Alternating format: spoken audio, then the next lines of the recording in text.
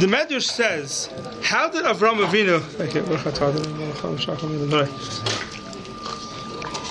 How did Avraham Avinu be Mekar of the people? What Avraham Avinu basically did was, he took people who didn't know Hashem existed, and he showed them that Hashem exists. That's what he did basically. That's what Avraham Avinu was mefarsim, that Hashem is the creator of the world. That's what Avraham Avinu did. And how do you do it? So last year we spoke Barichis about Amunah Hashem, if you have to prove it or not. I don't want to get into that this year. We'll leave that maybe for a different time. But the Medrash says, how did Avraham Avinu get people to believe in Hashem? What was his mahalach? If you have a choice, if you have in front of you, if someone asks you a question, what's the best way to go ahead and get someone to believe in Hashem? Food. So most people think the best way is explain to him. You try to explain it to him. Avraham Avinu's mahalach says in Medrash was he built a tent. There were 4 doors in the tent. You could come in from any side that you wanted, and he gave them a piece of kugel. That's what he did. He gave them food. That's straight to the Medrash. And after they ate, he says, you know who gave it to you? And he said, who? He said, Hashem, make a bracha. And that's how he was Mekar of people. So you see that Avraham Avinu's mahalach, and Avraham Avinu was very successful. Probably the biggest person in kiruv from the Yom, from the shemoneh-esrei was probably Avraham Avinu, who was probably Mekar of the most people to Hashem than anybody else. And that's how he did it. And he did it through Eichel. Yeah. Question. So, were they impressed because of his success? In other words, they came into his home, they saw how successful he was and how wealthy he was, and he said it was due to Hashem, so that's what drew them? Or was it his personal midas themselves that they saw? So it says they gave them to eat, and when they were full, he said to them, so where are you full from? Where did it come from? Is that from me? Yeah. And that's how he got them to know. It doesn't say they were impressed by his... midas, his chesed. Yeah, it doesn't say that. It says that he after he was nice to them, when you're nice to a person, they listen to you. That's mashal from the Medrash. When you're nice to the person, then they listen to you. If you come to argue with a person, then usually they don't listen to you. So you see what brought them was food. What brought them was food, yeah. What brought them was food. I'll tell you a story that I had many, many years ago, which is a lesson that I learned for life. Is I was in Russia, 1990, I was in Russia. And I was with an organization, and that organization, what they did was, they would rent a dacha, it was called, like a little hotel. I don't know if you could, in America probably called, a slum, but in Russia it was called a hotel. And they would advertise it. They would bring in a bunch of people from the States to come there for a month, and the Russians who were fry would come in, and they got free hotel for a month, and we'd work with them to get them to become more from. So I remember there was one family there, husband and wife and 2 boys. Could be they had a younger girl also, I don't remember. They had 2 boys, like 9 and 11, something like that. And I was given the job to learn with the father. The mother, the wife, she had just come. She was part of a church, and she was trying things out. I figured it was a free hotel for a month. I'd come try it out. I sat down with the father, the husband, and I started teaching him Aleph, Beis. By the time he got to Hey, he was tired of sleep. What? He was tired of sleep. He was sleeping. It happens to me a lot of times in my shul. People fall asleep while I'm speaking, but I got my lesson then. I was still a bacher, and I got to Hey, and the guy was tired of sleep. So I waited for him to get up. He jumped up. We started again, Aleph, Beis, and I said to myself, I'm wasting my time with this guy. We're not going to get anywhere. But I was there, and I tried to work with him. This was on Thursday. On Friday, the next day, it was Erev Shabbos. So we asked somebody, a bunch of Bachrim, we asked somebody if there's a place to go, like a lake somewhere, that we go to the mikveh for Shabbos. So they told us behind that dacha, there was a big steep hill, like over 100 steps down. And over there, when you come to the bottom there, you'll see there's a little lake. So we went down there, me and a bunch of friends, we went down there. And we went to the mikveh before Shabbos. And we came out, we were like, as they say, chilling. We're having a good time. So I was lying down, I remember like a towel under my head, taking a suntan. And all of a sudden I see behind me this guy and his wife and his kids, they came down those 100 steps and they were watching us. So, when you're there officially as rabbis to be mekarev people, so you don't want people to see you doing these type of things, lying on the beach, taking a suntan. So we jumped up, and I turned out, I started apologizing to them. So no, continue doing it, continue. So we started schmoozing with them, and we walked up those 100 steps with them, we were schmoozing with them, and the guy came over to me on Shabbos. Maybe it was a few weeks later, I remember, maybe it was towards the end. He says to me, I want you to know, what got me to become frum was when I met you guys down there, and you were having a good time, and I saw the way you have a good time. That's what made me decide that I decided to become frum. That's what the guy told me. Within a month, him and his whole family moved to Israel. A year later, he called us up. His son made a siyum masechta. I was waiting by the kids' chasanas. These boys, who were then 9 and 11, I think they were already married. You never could tell that the parents at one time weren't from. You could never tell. We get together on Purim sometimes. These people, the kids, are 100% from. You could not even tell. Because he went to the mikvah. Yeah, it could be. So one lesson I learned, that in order to connect to somebody, the way you connect to somebody is through, it's not philosophical. You connect to the person, and then they see that you're normal, they can talk to you, and then they talk to you. So it became a big shiloh now, that I think this Shabbos, they have the Shabbos of inviting over not from guests to your house for Shabbos. There's a big tumult in the poskim.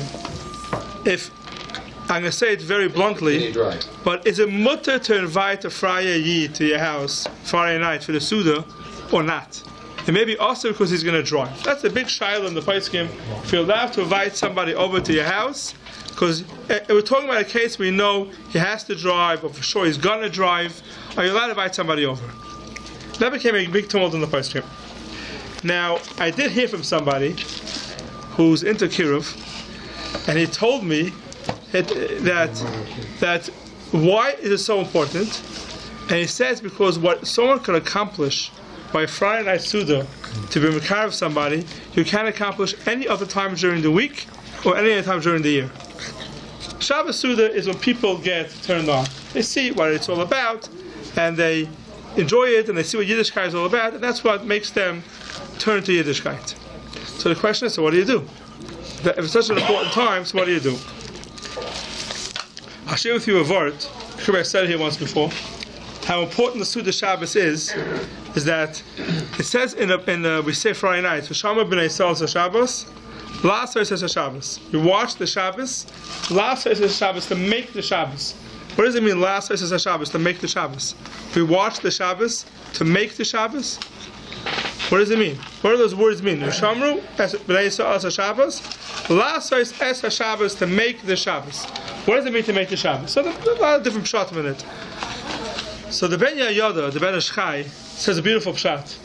He says there's a story in the Gemara of one in Tanoim that a Keser came to him and he ate by him Shabbos, and the food was delicious.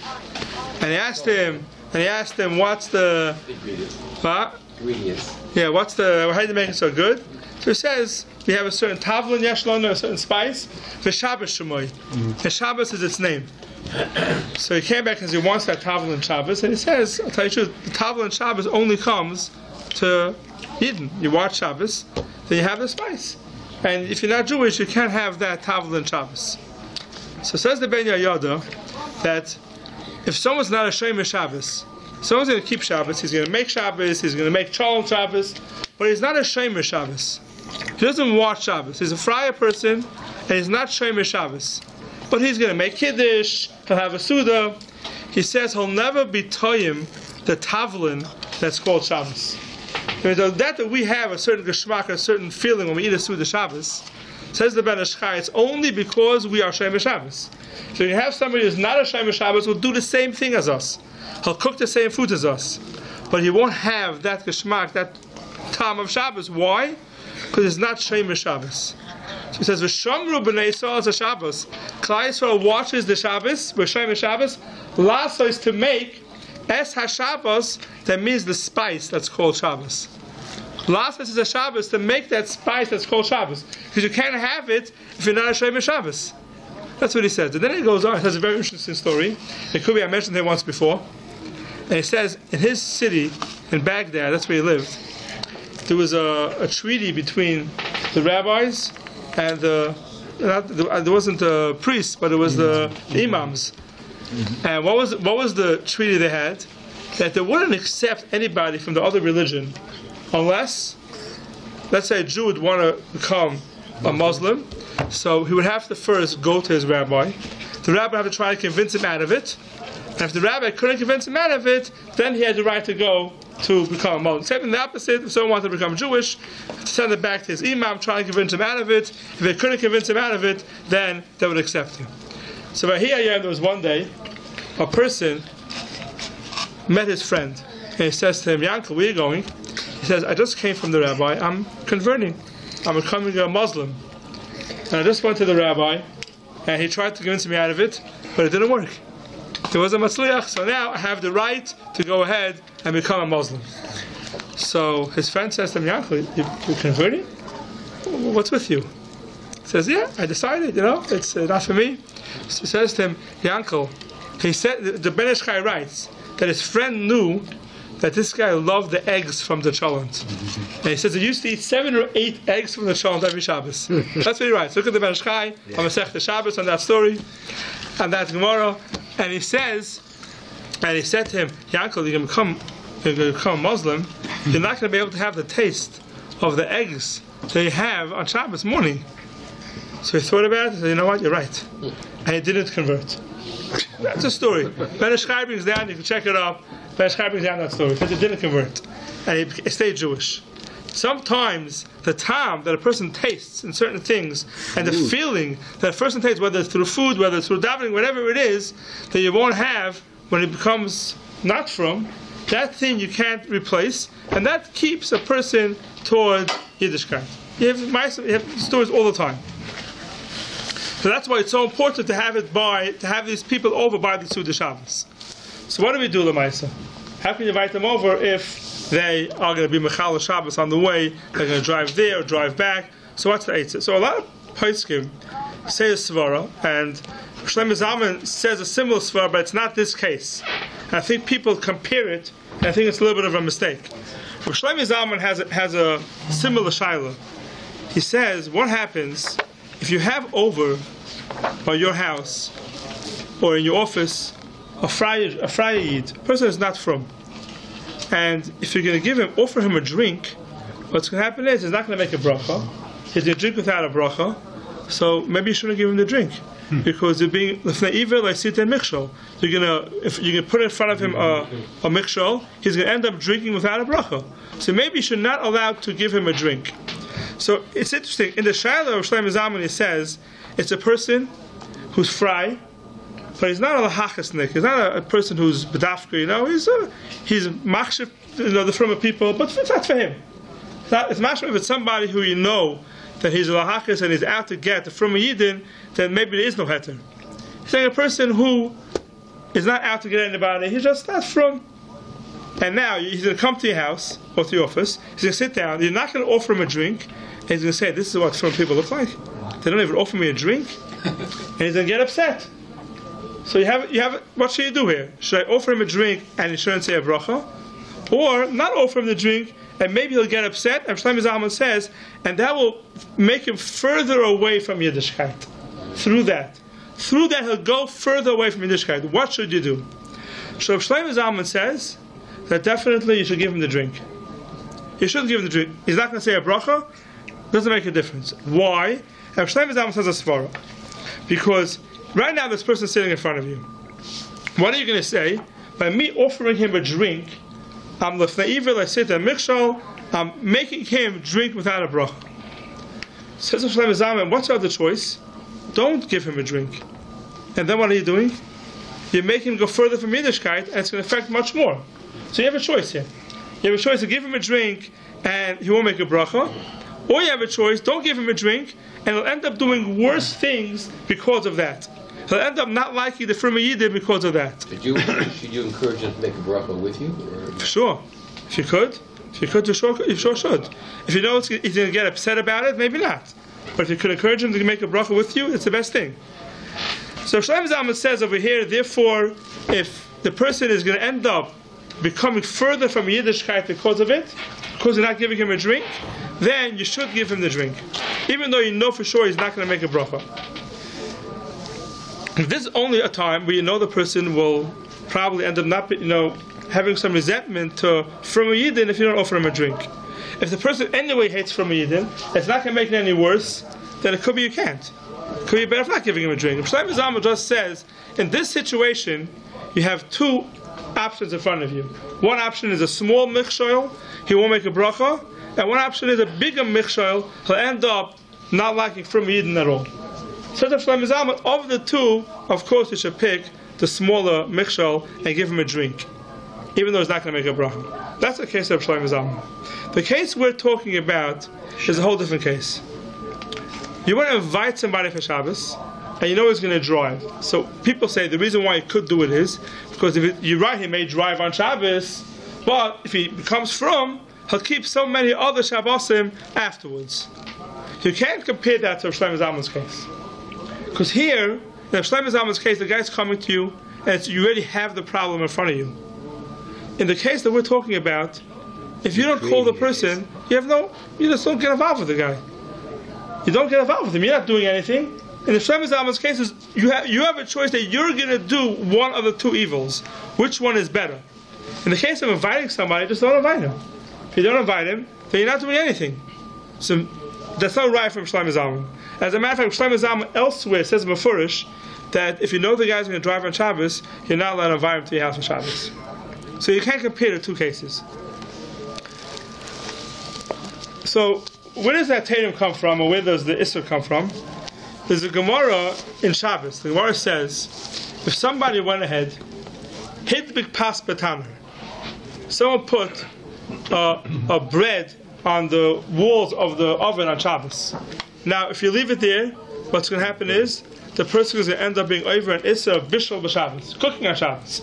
So if someone puts a pot on the stove, of course, they just take it off. Here the problem is, hid with pas b'tana, the case over there is, in the olden days, they still do it today sometimes, it's called an ish tanur. They slap the dough onto the wall, and it cooks, and it bakes on the wall. Then, taking that bread down on Shabbos is awesome. Redias hapas, it's called taking down bread from an oven on Shabbos. Redias hapas is also on Shabbos. Why? The Gemara says, it's a chachma, it's hard to do it. It's called a malacha. So if someone by mistake put his bread in, stuck it onto the wall before Shabbos, and then he forgot to take it down, it comes Shabbos, he wants to take it down, the halacha is you're not allowed to take it down. That's called redias hapas, taking down the bread. By also Nageya, it's in the oven, there's no malacha of pulling something out of the oven. But if someone went ahead and he put this bread on the wall on Shabbos, if you're going to leave it there, he's going to be over an Issa D'Oraisa. So what's the halacha? Am I allowed to go ahead and take down that bread on Shabbos? Because for me, it's only a small Issa. Issa D'Rabbanan. Total Issa taking down pas on Shabbos, Issa D'Rabbanan. Could I go ahead and take down the bread and Issa D'Rabbanan in order that my friend should not be over an Issa D'Oraisa of bishul b'Shabbos? That's what the Gemara says. The same person do it. Even the same person. And if nobody took down the bread? The original person is not even a D'Oraisa. No. Oh, even if it burns to the point where it's not. Yeah, because it's cooking on Shabbos. One time it baked. Yeah, then at that point it baked. The fact that they left it there. So the Gemara says you're not allowed to take it down because you don't tell. Do you tell a person you do an aveira in order that your friend should gain off it? We don't say that. That means even though for you it's a small aveira, for your friend it's a big aveira, it doesn't make a difference. We don't tell a person do a small aveira in order that your friend should be saved from a bigger aveira. We don't say that. We don't do aveiras for somebody else. Even though you're a firm person, and you care about this person so much, and you want to go ahead and do lefnim meshur sadin, the answer is that no, you're doing wrong. You don't do an aveira. But the person himself, so does he do then the smaller aveira to the bigger aveira? So he can't do it. also we can't do it. So not even for himself. Not even for himself. Not even for himself. And for him, there's no difference if he leaves it or if he takes it out. The same avera. No, if he takes it out, he won't be over. He won't be over to the He right. takes it out. If he takes it out, only to the Rabbanan. But if he's going to come ask a Shiloh, if he's going to come ask a rabbi today, What do I do? I put it on, and now what should I do? Should I pull it down or should I leave it? That's what it's going to be. You should leave it. Even though you're going to end up becoming, because that's already done. That's already done. You already did the Isser. The putting it on is the Don't eat Isser. it. Huh? Leave it and don't eat it. Yeah, but over the Isser anyway. It's cooking on Shabbos, over the Isser. Not to eat it. If it falls down afterwards, you can't eat it. Doesn't make a difference. Still, when it bakes on Shabbos, over the Isser. What's the difference between that and plugging in a cholent raw a few minutes before Shabbos? You can't. No, you're not plugging a child raw before Raw? Shabbos. Raw, or if it's Completely raw. but if it's half Absolutely. No, but what's like, here it is on Shabbos. Thought it had to be half Here you put it on Shabbos. Right before Shabbos. Yeah. Here, here's the case. Here the case was he put it in the oven on Oh, I Shabbos. see. Yeah. The guy he puts it in the oven on Shabbos. You can put a And cholent then raw. before it bakes. Raw. You can put a cholent a second before Shabbos completely raw. Yeah. Yes. Before Had to be half raw. cooked. No. Kidru chayis you're allowed to. Sorry, what? Kidru chayis, if something is raw, Yeah. you're allowed to do it. There's a whole shot about that because it could be today. What's right before Shabbos? Where's a second before Shabbos? Yeah. What's the second before Shabbos? Before There's lach benching? Yes. So then it's not right before Shabbos because Shabbos starts 20 minutes later. So Yeah, but then it's still not Kidru chayis anymore. Still, the shaila is that if The you don't Ma'aseh come to today, mix it- most poskim will say you should not do it. There you go. There. Most you should not do, even though Kidru chayis is mutter. The question is when is the time that you're allowed to do it? When is the time you're allowed to do it? So therefore, you put something raw half hour before Shabbos. When it comes to Shabbos, it's already not Kidru chayis anymore. It's not raw anymore. It's already partially cooked. Beans won't be cooked. It's impossible. It's partially cooked. Not cooked. It doesn't have to be cooked. Even a drop. It has to be partially cooked, not raw. It's not going to be raw anymore. Once it leaves the raw status, then it's a problem. It had to have cooked. Is there a halacha that says- Yeah, but anyway, if it's guarded for covered, it's not a problem. If it's covered, it's not a problem. So raw is okay and fully cooked is okay, but half Right. cooked is a problem, right? Correct. Fine. So we don't say do an avera in order sheyiska chavarecha that your friend should gain off it. That's what the Gemara says. Tais has a kasha. Tais says in Avdallah and Shabbos that there's a Gemara in Eruvin that says Rabbi Savar nichele lechaver le'eved isura kalila le'eved amaret isura rabba. The case over there was you have an amaret coming to your house. You know you're not in your house, and you know the amaret is going to your house, and you left peiros, left fruit that didn't take off shumas and maisris. Now you know this amaret is going to eat it without taking off shumas and maisris, and you left it in your house. So what do? So what you could do is you could take off shumas and maisris where you are. Let's say you're an hour away. You can't make it home before the amaretz gets to the house. So you could take off shumas and maisris where you are and say it's for those pairs that are in my house.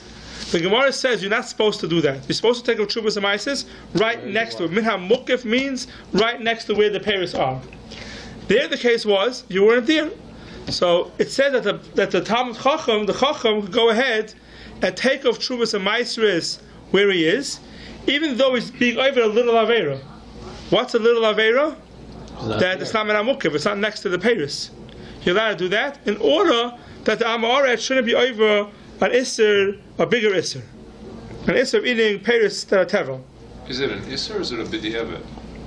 It's called Isura Kalila, a small Isser.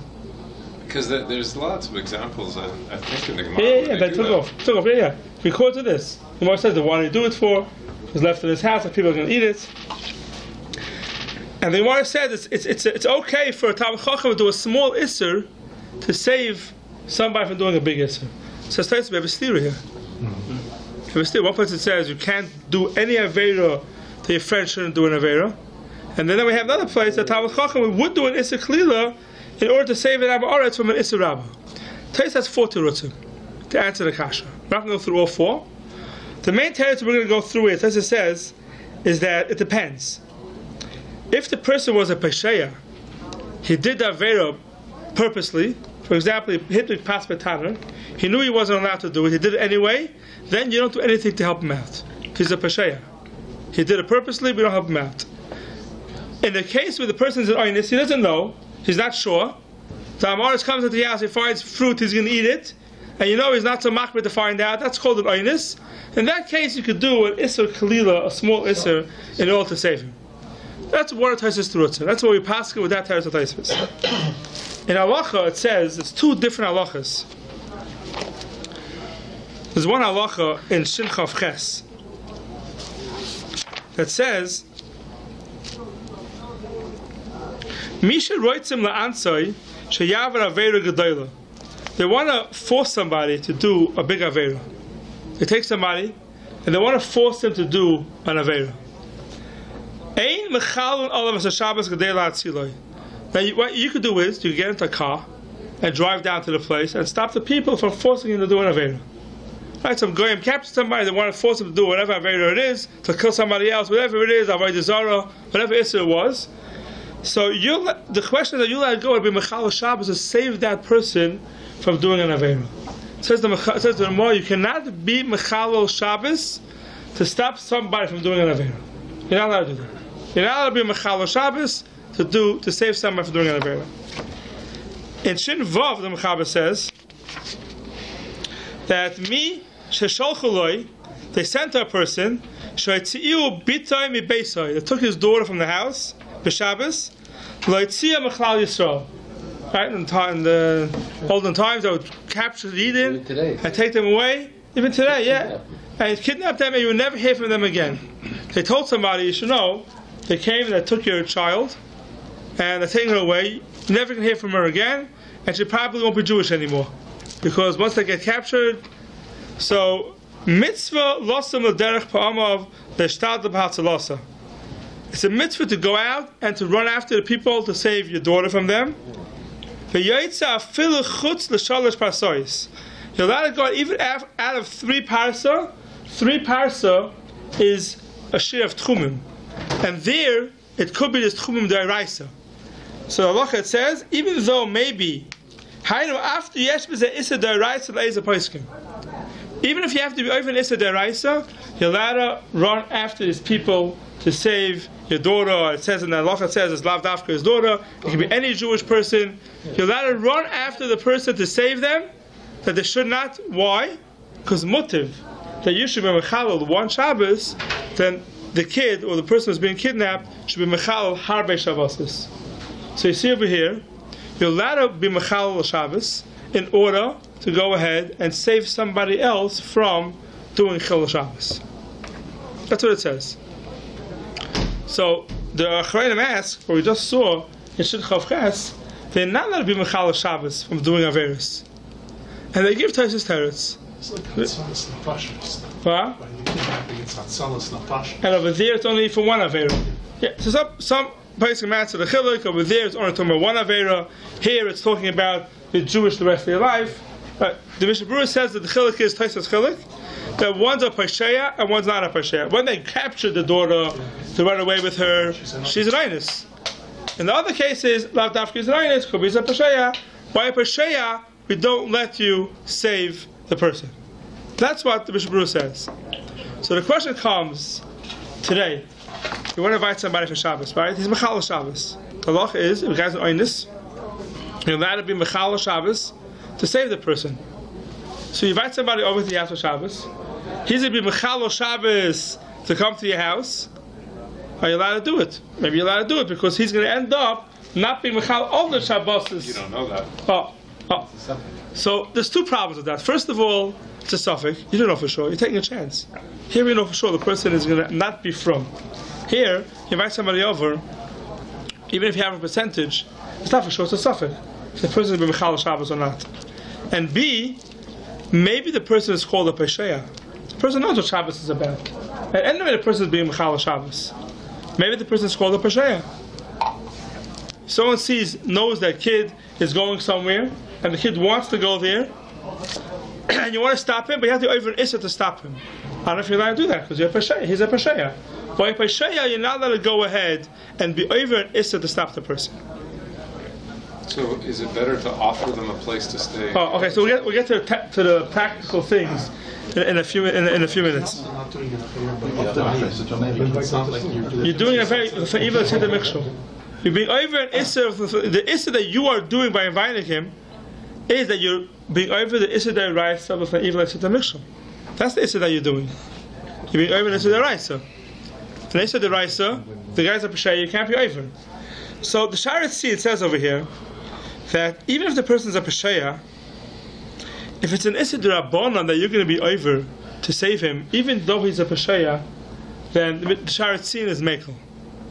And he says that you could do. An issur derabanan you could do in order to save somebody from being over other soup, even though he's a pesheya. So that means you could take out the bread, according to that opinion. Correct. You're going to do it with the Rabbanan to save him from a deraisa. Right. He's a derabanan, save him for deraisa, even though he's a pesheya. Right. Correct. But no, I'm sorry. But he says, he adds, because that's the first Gemara, he can't. Gemara says he can't do it. So the Sharet Tzion adds and he says, Taisus says another teretz over there. We had a steer, right, between the two Gemaras. Taisus says that by mitzvah rabbah, by a big mitzvah, maybe you could be able to save him to make him do a big mitzvah. So the Sharet Tzion puts it together. If it's a derabanan and it's a big mitzvah, then it could be Yemekel. But that taking down the pass is not called a mitzvah rabbah. So taking down the pass, it wouldn't be mutter. But he's talking about a case over here where a person is going to end up not being from the rest of their life. They captured the guy's daughter, so it's a mitzvah rabbah. So he says, even though the person is a pesheya, he could be mekel by an issur derabanan. Even though the person is a pesheya. That's what he says. So that means if you're going to be over an issur derabanan only, then maybe it's okay. You can save a person, you can help him. We're not going to get rid of the problem if it's only a suffix. Suffix, let's say we don't have the problem with suffix. Otherwise, you'll never be able to invite somebody over because it's always only a suffix. But let's put away the problem with suffix. If you only do an issur derabanan, then it could be you can invite the person over. Now, how am I only doing issur derabanan? How do you take care of that? So there's an answer. I was pushing Rabbi Miller this week. I said to him, people are going to invite people over for Shabbos. People do it. And you're not going to stop them. Whether it's right, whether it's wrong, place can give the setter. And I do find a lot that when they get this shaila of inviting people over that they're going to be Mechal Shabbos to come to you, it depends who you speak to. The poskim that are involved in kiruv, they find a way to be maturit. The poskim that are not involved in kiruv, most of them maturit. There's a Shevet Levi, Vosna, says before, they ask him the question, can I invite somebody to my house for a night for the Suda? I know he's going to drive. He says, Osir. Moshe Feinstein has a shayla. Can you tell somebody that we have a minyan in Shul Shabbos at 9 o'clock, and you know he's going to drive to Shul to come to Shul? But if he comes to Shul, eventually maybe he'll start coming to Shul more often. If he come from, and Moshe says, Osir, you're not allowed to do it. Most of the poskim say, if you know for sure he's going to drive, you can't do it. Also to do it. Even though keep all the Shabbos and because of it, doesn't make a difference. So what's the Eitzah? So he said a very, very geschmack Eitzah. First of all, I also heard from Rabbi Yashiv that his lashon was, you'll never gain through doing an issur. You invite somebody to come to us, he's going to drive, he's going to come from because of it. His lashon was, you'll never ever gain anything from doing an issur. No good could come out of doing an issur. So, if I'm not mistaken, I think Rosh Zalman gave a heter that if you tell the guy to come to you, you offer him a place to stay. And we're talking about accommodations that's something he wouldn't mind staying. And you say, come to my house, you can stay the whole Shabbos. Then he himself decides that he wants to drive back home. That's something else. You're giving him a good place to stay. It could be it's okay. Rav Shlomo gave me a very interesting heter, a very interesting way of being maturit. It says like this: you invite a guy to your house, you know he's going to drive. It's the deraisa you can't do. What you do is tell him, come to Shabbos, please don't drive. If you have to get home, I'll pay for your taxi to take you home. Now the taxi is driving is an issur derabanan. It's a guy doing a malacha for you. A guy doing a malacha for you is a shvus. You'll know it's a guy. What? Yeah, I hope it's a guy. You organize. You tell us, and then you'll go. I know. When I had to go on Shabbos to the hospital, that's what I did. I found the taxi company to pick me up on Saturday morning at this time. Company. Yeah. No, I said, don't send a Jewish driver. and you have a little chip, whatever, and the guy comes and he said, please make sure the guy opens the door and closes the door, so that's how we can get on there. Yeah. So But you can ask. he asked for a guy. So he says. Come on, anti-Semite, I don't want the Jews. Yeah. No. So he says is if you offer the guy come to the house and I'll pay for your taxi. So that's halacha-theory. Because only to the Rabbanan. So we don't drive on Shabbos. Come to the house and I'll pay for a taxi back. Then you have a heter. And then what if he says, "Oh, that's ridiculous. I'm just going to drive." And at least you. Yeah, so it could be you're not able to either, because you from the Paiskim is mashma, as long as you give him a way out, a reasonable way out, that it's not going to be over Issa right, so you're not able to either. We're just worried about your lifnei iver. In fact, what he's going to do for himself, that's his problem. It's not your problem. Like some people say, what's wrong? He's anyway driving on Shabbos. So who gives if he drives to me or he drives to the movies? It's better he should drive to me than he should drive to the movies. It's not an answer. Because if you're making him do something, we don't look at what he would have been doing. For himself, and he's going to be over driving. You're not over for either, let's say, for example, you offer him a place to stay, he's going to drive. You don't have to worry about that. Because for that, maybe you could say, he's going to drive anyway, so let him drive at least to me. But for your lifnei iver, you have to do it in a way that he doesn't have to be over an Isser on Shabbos. So offering a taxi home, which is a very normal thing, which is not a crazy thing, then maybe not even lifnei iver if you do that.